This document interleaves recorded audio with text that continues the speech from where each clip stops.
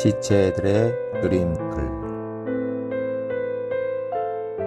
금실을 넣어 짠 옷, 수놓아진 옷.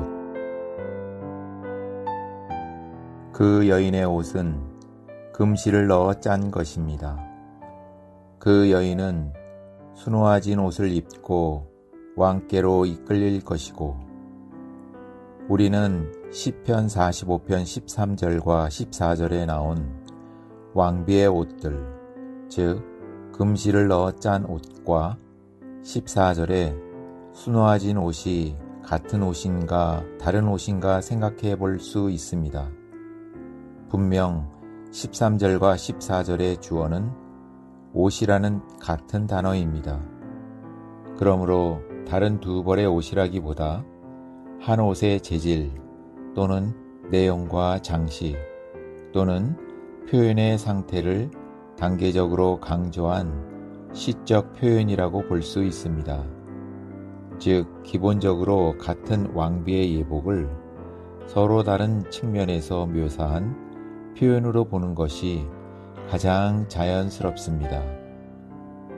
금으로 엮어 짠 옷은 옷의 재질 구조에 초점을 둔 것이며, 수놓아진 옷은 옷의 장식 표현, 완성된 아름다움에 초점을 둔 것입니다. 13절에서 이미 주어인 옷이 제시되었으며, 고대 왕실 예복은 금실로 직조된 바탕 위에 자수로 문양을 더하는 것이 일반적이었기 때문입니다. 따라서 두 절은 한 예복의 서로 다른 측면을 확장 설명하는 것입니다. 즉, 금실로 짠 옷과 수놓아진 옷은 서로 다른 두 벌이 아니라 한 왕비 예복을 재질과 장식이라는 두 차원에서 묘사한 시적 병행입니다. 원문의 문법으로는 두 가지 옷이라고 분명히 말할 근거는 없습니다.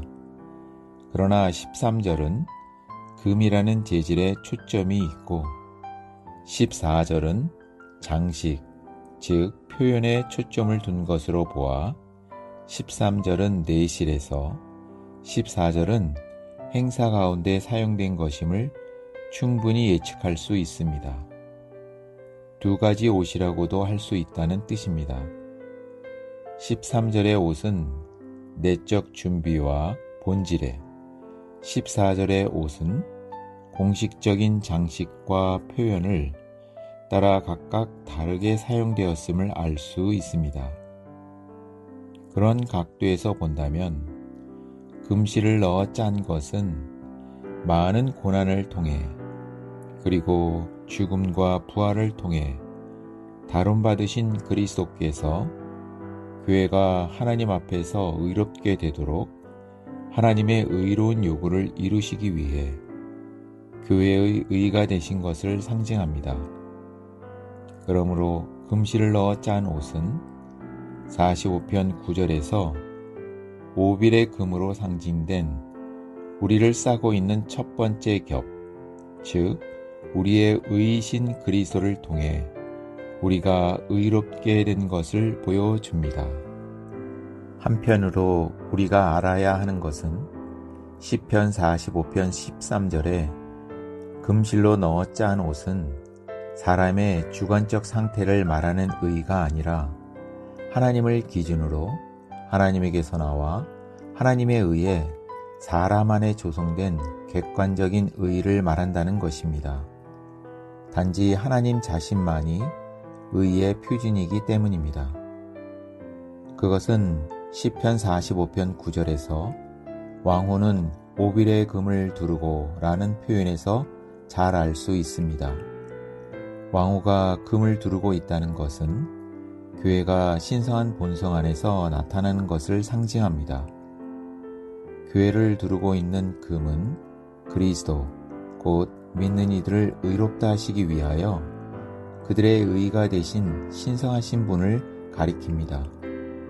이것이 교회를 두르고 있는 첫 번째 겹, 즉 객관적인 의입니다. 두 번째 옷은 수놓아진 옷, 곧 그 여인을 싸고 있는 두 번째 겹은 교회가 그리스도와 결혼하기 위한 요구 조건을 이루기 위하여 성도들의 의로운 행실들을 옷 입고 그리스도께로 인도될 것임을 상징합니다. 이 시에서 왕후에게는 두 가지 옷이 있습니다. 오빌의 금, 곧 금실을 넣어 짠 첫 번째 옷은 우리의 의롭게 됨을 위한 객관적인 의이신 그리스도와 일치합니다. 순화진 옷인 두 번째 옷은 그 영에 변화시키시는 일을 통해 우리 안으로 순화지시고 우리의 승리를 위해 우리의 주관적인 의로서 살아내어지신 그리스도와 일치합니다.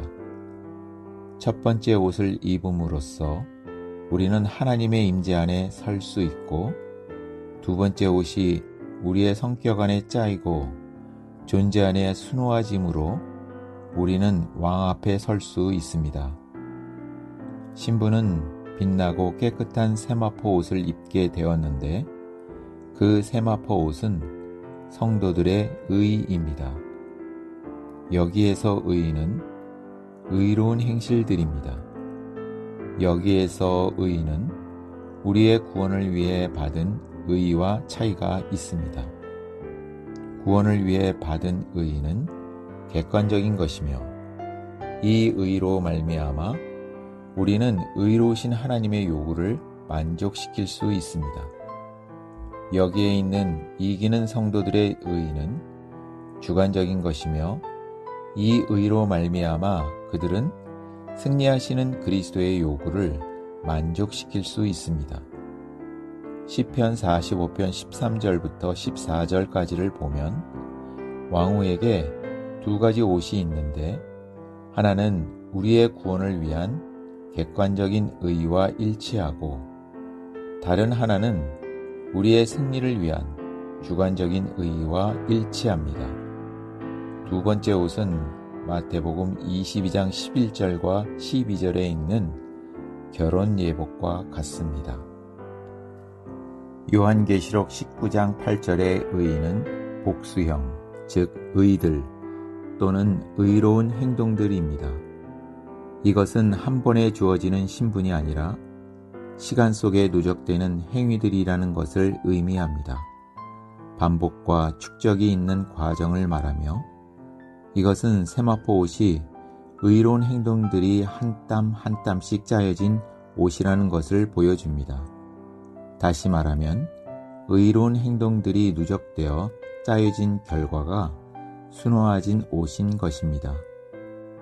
왕의 딸, 곧 왕후의 수놓은 옷은 왕후를 덮는 두 번째 층의 덮개로서 교회가 성도들의 의로운 행실들을 입고 왕 그리스도께로 인도될 것임을 상징하는데, 이 의로운 행실들은 그리스도와 교회의 결혼을 위해 그리스도의 요구를 이루기 위한 것입니다.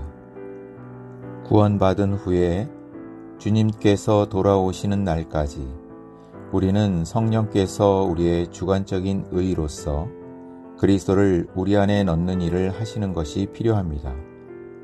이것이 두 번째 옷, 곧 시편 45편 14절에 나오는 수놓은 옷과 요한계시록에 나오는 깨끗한 세마포입니다.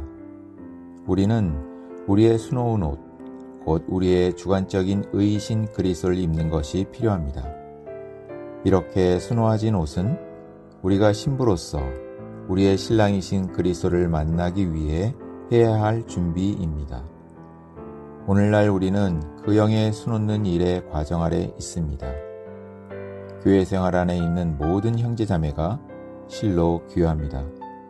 그러나 또 다른 의미에서 모두는 다 하나의 작은 바늘들입니다.